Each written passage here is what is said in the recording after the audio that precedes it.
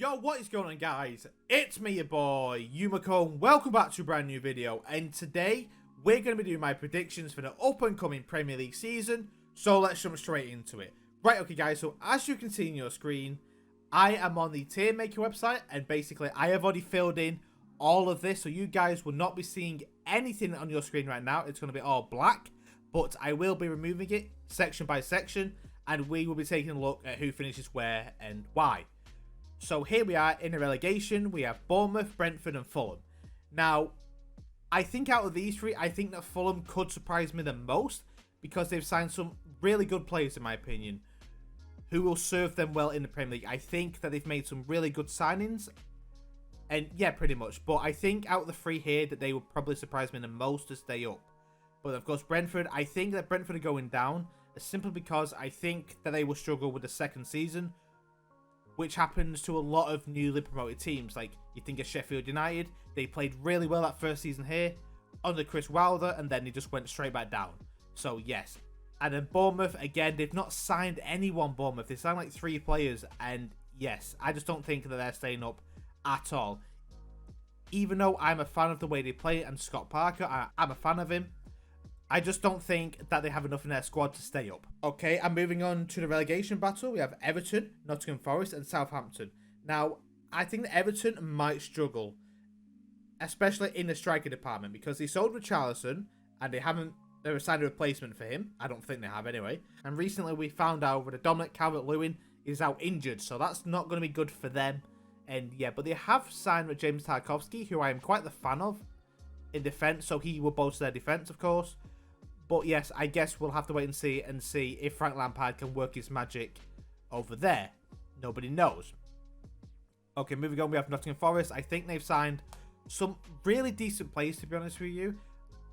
I don't think that any of them are like world-class players or anything like that, but I do think that they've spent their money quite wisely in bringing in players who will do very well for them. And now I think, of course, with the intensity of the Premier League, and of course with so many games coming thick and fast, I think that they will have to swap and change their squad. And of course, having a huge squad depth is important for the Premier League. It's very important to have a huge squad depth, and I think that's what they're doing. And of course, we're signing Jesse Lingard, who I think's an okay player. You know, he's pretty decent, so I think he'll do well for them. And then Southampton, yeah, they've signed a couple of good players, but I don't think they've got enough to stay up.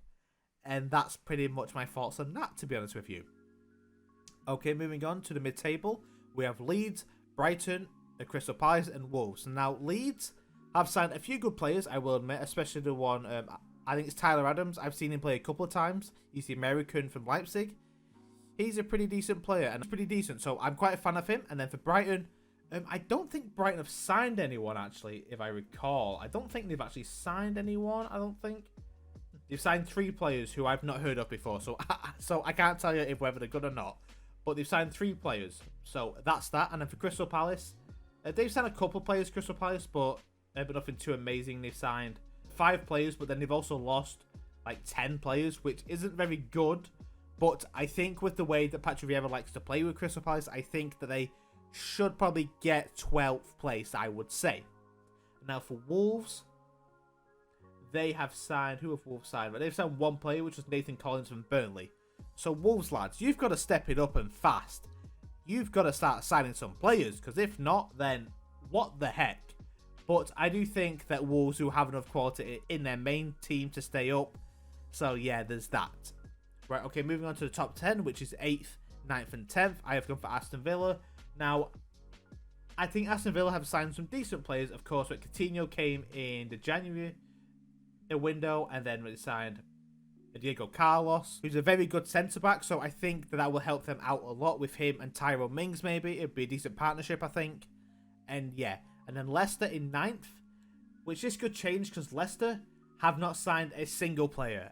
They haven't signed anyone, which we understand that the funds at Leicester at the moment aren't exactly the highest, but you would think for a team like Leicester, who were around the top 6, top 7, top 8, that they would be investing a little bit of money and getting a couple players in. But yeah, but that's not happened. And of course, they have sold a Kasper Schmeichel to Nice, so that's not good, especially with the season starting in like a day. That's not a good thing for Leicester. So I think that they could struggle, but I think with their main squad they've got now, that they should be good enough to maybe get 8th place, like 8th and 9th, I would say.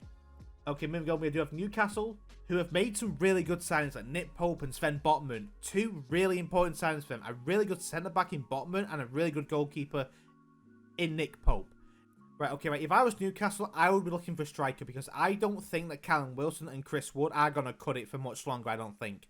So if they want to progress to the next level, I think that striker is a must. And I'm pretty sure they'll get one, but I'm not sure who or when that striker will come into the game at Newcastle. So, yeah. So then we have the Europa Conference League, and I have gone for West Ham. Yeah, quite simple to be honest with you. West Ham. They've signed some decent players, I guess. Some squad players. But yeah, I think that they should have enough to stay 7th. So, yes. And then for Europa League, now, I could get attacked for this because it's kind of out there, I guess. But I have gone for Chelsea and Manchester United. Why?